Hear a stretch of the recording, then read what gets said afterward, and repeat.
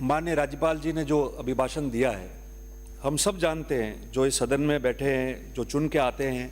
और जो राजनीति में रुचि रखते हैं, कि माननीय राज्यपाल जी का जो अभिभाषण होता है,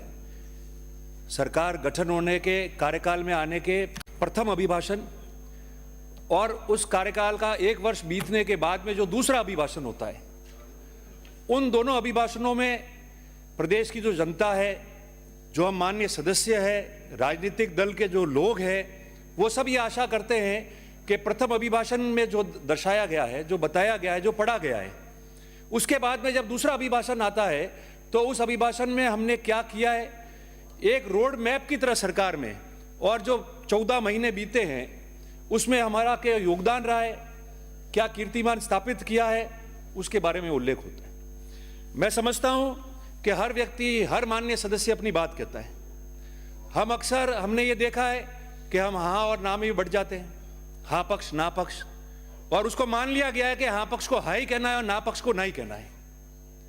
मगर मेरा ये मानना है कि जो लोग हम चुन के आते हैं,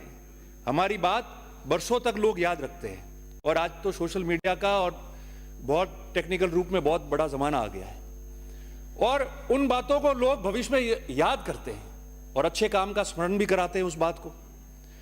मेरा मानना है कि राज्यपाल जी का अभिभाषण हुआ, इस अभिभाषण के बाद में बजट आएगा। इसमें जो कमियां हैं, जो ये अभिभाषण पढ़ा गया है, इसको सिर्फ मात्र आलोचना के रूप में न देखे, मगर कोई सुझाव हो, कोई सुधार हो, कोई गलतियां रह गई है, जिन व्यक्तियों ने, अधिकारियों ने इस अभिभाषण को मिलकर तैयार किया है, उन्होंने पिछले अभिभाषण को राज्यपाल जी के पढ़ के और उसी पैरे को रिपीट किया है कि नहीं किया है, उसमें कमियां छोड़ी है, या पीछे आपने कुछ कहा है 2024 में और 25 में आपने कुछ कहा है, इसका अध्ययन और इसका एनालिसिस आप जरूर करना, तो इससे आपकी सरकार की साख रहेगी। और मेरा यह मानना है कि इसके बाद बजट आएगा तो जो अभिभाषण में बिंदु हम पढ़ रहे हैं उसका ताल्लुक बजट से भी होता है, तो आप उसको न केवल इस अभिभाषण को बल्कि जो बजट आने वाला है उसके रूप में भी, सुझाव के रूप में आप इसको लेंगे। इसलिए मैं सिर्फ उस बिंदु को ही बताना चाहता हूं, बाकी सारे लोगों ने अपनी अपनी बात जो यहां कही है। आप लोगों ने यह कहा था पिछले अभिभाषण में कि चुनाव में जो आपने वादे किए, जो चुनावी सभाओं में वादे किए हैं, जो विभिन्न यात्राओं में आपने वादे किए, वो संकल्प पत्र के रूप में भरा गया है, और जो संकल्प पत्र बनाया है वो संकल्प पत्र ही उस अभिभाषण में भी आपने कहा कि जो राजस्थान अराजकता में, अंधकार में, और उसमें इसको लाया गया है, उसको प्रकाश की ओर, और जो परिकल्पना जो प्रदेश की जनता करती है उसकी ओर आप ले जाओगे, मगर इसको रिपीट नहीं किया। आपने उस अभिभाषण में स्वर्गीय भैरू सिंह जी को याद किया और अंत्योदय स्कीम के बारे में आपने बताया। हम सबके नेता थे स्वर्गीय भैरू सिंह जी, सब उनके सम्मान करते हैं सदन के सदस्य के रूप में, मगर उसको आपने आगे बढ़ाया इस अभिभाषण में वापस उल्लेख करते हुए उस पैरे को, और उसको जन्म शताब्दी मनाने की बात हमने की थी उस समय,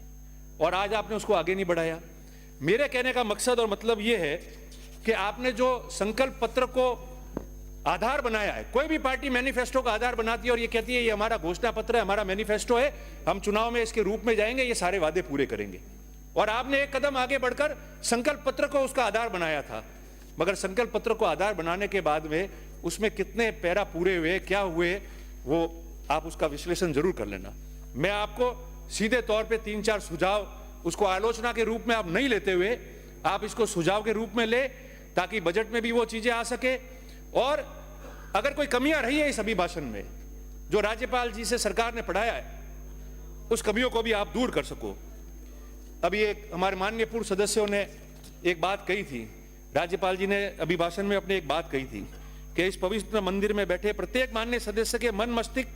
में अंतिम छोर पर खड़े व्यक्ति की सेवा करने का लक्ष्य होना चाहिए और उसकी भावना होगी, ये मामहिम जी ने कहा था। अब जो आपने अभिभाषण किया है इसमें ये करेंगे, कर रहे हैं, अभी भी सुधार कर रहे हैं, पर अंतिम छोर में व्यक्ति जो बैठा है उसका पूर्ण रूप से कल्याण कैसा होगा उसका उल्लेख बहुत स्पष्ट तरह से कैसे नहीं कहा। मैं आपको वीकर सेक्शन के लोग जो वंचित है, जिनको सुविधाओं अभी तक नहीं मिली है, अभाव भी होगा सुविधाओं का, मैं उनके बारे में आपको 2-4 चीजें बताना चाहता हूं, क्योंकि अभिभाषण बहुत लंबा है, समय का अभाव है। जल जीवन मिशन की आपने बात की, आपने